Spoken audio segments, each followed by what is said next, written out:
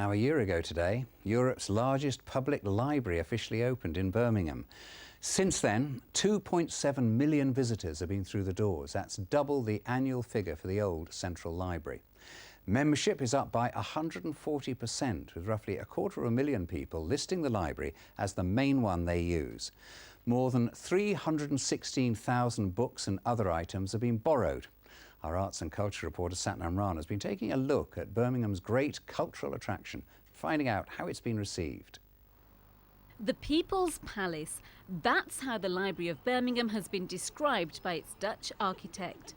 12 months ago, throngs of people came to take a look. Today, people still keep on coming, from across the world, across the region and across the city. So what do users make of the building, which cost £188.8 million?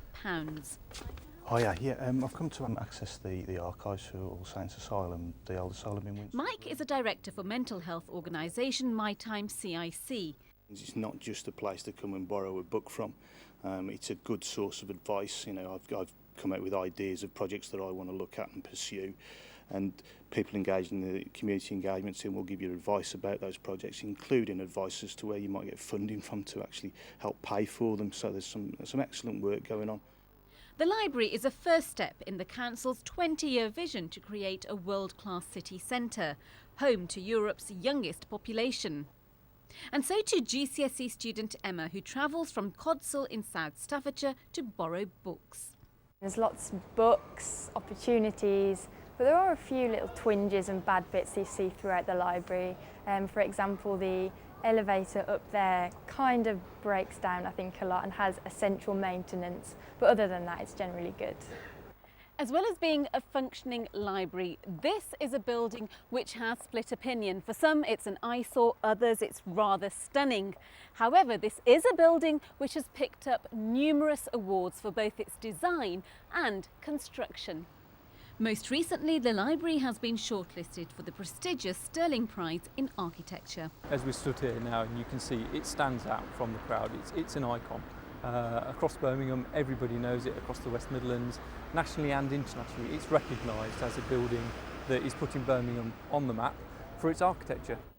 This is a building which promised to transform the city, libraries and people's lives. A tall order, which a year on is showing signs of success already. Satnam Rana, BBC Midlands Today, Birmingham. Well, earlier I spoke to Brian Gambles, the director of the Library of Birmingham, began by asking him for his thoughts on the library's first year. Exhausted, thrilled, proud, excited. It's been quite a year for us, quite a year for the library, for the city, but I feel really, really proud of all the staff who've helped deliver the library and who've satisfied so many visitors from Birmingham, from the region, but national and international visitors too. I think we've done good for libraries and we've done good for the city of Birmingham. Not all been plain sailing though, has it? You keep getting a few little niggles, such as you mentioned staff there. I've heard people say they feel there's a bit of a shortage of staff.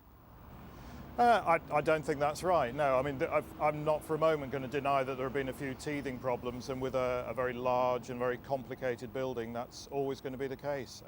It's not perfect, it's work in progress, and I think we should be very, very pleased with what's been achieved in the first year. So you don't get complacent about it?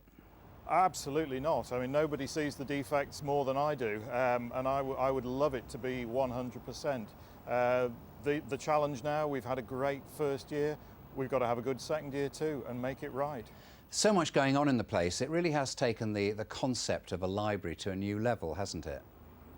Well, that was always our intention. There have been all too many really unfortunate stories about libraries being threatened with closure up and down the country, and people actually starting to refer to the public library as an outdated institution. It's had its day. We very much felt that's not true. We're passionate about public libraries and the value they have in communities, and I think we've proved that the public library has a long and very, very prosperous future. And at nearly £190 million, is it really value for money?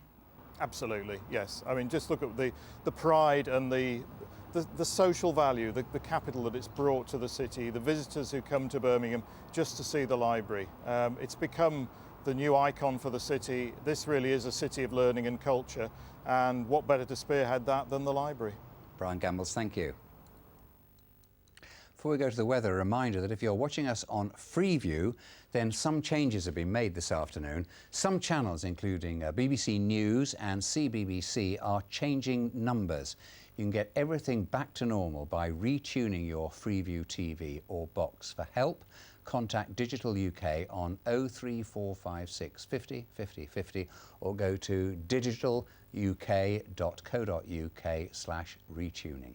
Satellite and cable viewers aren't affected. Happy viewing. Right, another warm day today, just as well the cricket season